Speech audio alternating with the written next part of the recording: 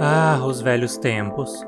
Os séculos XVIII e XIX foram bem marcados por expedições mundiais de naturalistas a bordo de navios viajando ao redor do mundo.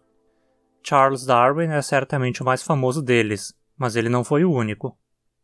Um desses naturalistas foi Carl Ludwig Schmader, nascido em 1819. Ele estudou em Viena e foi posteriormente um professor em Graz, na Áustria. Em 1852, ele foi convidado por seu amigo rico, Franz Ritter von Friedel, herdeiro de uma fortuna industrial, a viajar pelo mundo com ele. Schmader aceitou e saiu com um amigo por uma expedição que durou 5 anos, de 1853 a 1857. Nesse tempo, ele investigou várias localidades e coletou primariamente invertebrados. Ao voltar, ele publicou um trabalho intitulado Neue wirbellose Tiere beobachtet und gesammelt auf einer Reise um die Erde, 1853 bis 1857. Novos animais invertebrados observados e coletados em uma viagem ao redor da Terra, 1853 a 1857. A Colômbia foi um dos países visitados por Schmader, e é lá, no departamento de Quindío, famoso por suas palmeiras, que são um dos símbolos do país, no alto da Cordilheira dos Andes, que a história de hoje começou. Acima da região ocupada pelas palmeiras, no que Schmader chamou de Passagem Quindío, ele se deparou com um curioso invertebrado que considerou ser uma planária. A criatura foi chamada de Prostecereus terricola e descrita da seguinte forma: corpo oblongo lanceolado, dorso convexo verde, listras mediana e marginais roxas, tentáculos em forma de furador. O corpo é menos achatado que em outras planárias, alongado, atrás pontudo e lanceolado, na frente quase transversalmente cortado. Os sensores são curtos e em formato de furador. O dorso é fortemente convexo, quase verde-grama, com uma linha roxa correndo completamente ao longo dele. Margem não ondulada e colorida de roxo. A superfície ventral é cinza esverdeada. Comprimento de 20 mm, largura máxima 5 mm. Os olhos são na borda interna e na base dos sensores. O grupo de olhos no pescoço eu não observei. A abertura da boca é no terço anterior. A abertura sexual eu não encontrei.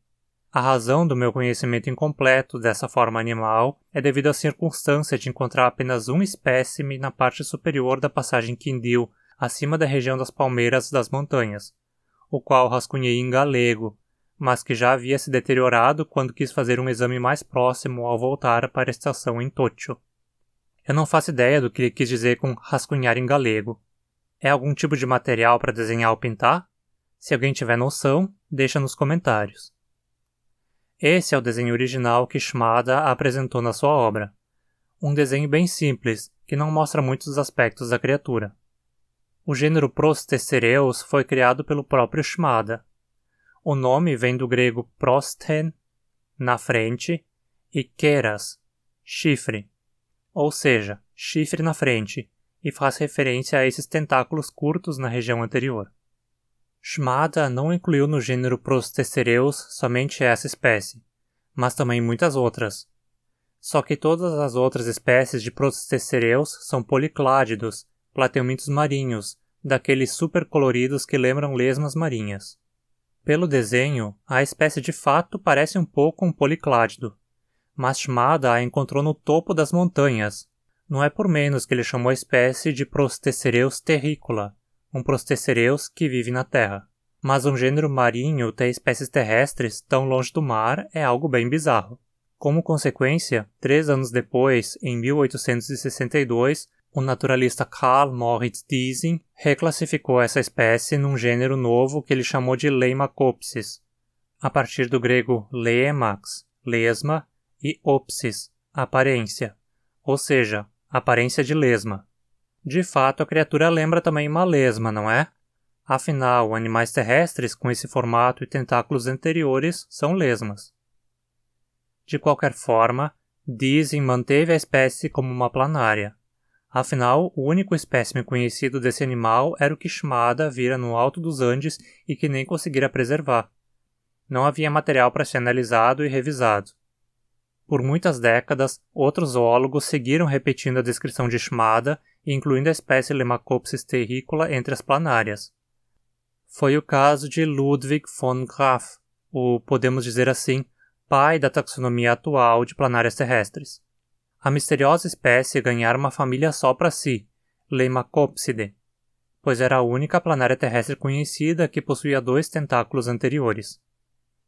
Mas novos espécimes jamais foram encontrados, nem mesmo pelo eumintólogo e parasitólogo Otto Fuhrmann, que descreveu diversas espécies novas de planárias terrestres da Colômbia. Mais décadas foram se passando e nada mudou. Importantes figuras do estudo de planárias do século XX, como as zoólogas Libbe Hyman e Eudoxia Maria Fröhlich, consideravam que Lemacopsis terricola era provavelmente uma lesma. Em 1992, o eumintólogo Robert Ogren publicou um artigo onde discute sobre essa espécie e conclui que é impossível, pelas informações existentes, baseadas apenas na descrição de Shimada, dizer que tipo de organismo aquilo era. O nome e a imagem que temos de Lemacopsis, ou Prostecereus terricola, pertence mais adequadamente à criptozoologia, junto com o Nessie, o pé grande, e tantas outras espécies que dizem existir por aí, mas as quais ninguém nunca conseguiu uma prova concreta de que são mesmo reais. Como a gente pode ver, uma criatura lendária não precisa ser um animal grande e monstruoso. Pode até ser uma lesma ou planária escondida nas neblinas dos Andes colombianos. Se você gostou desse vídeo, não esquece de deixar o seu joinha.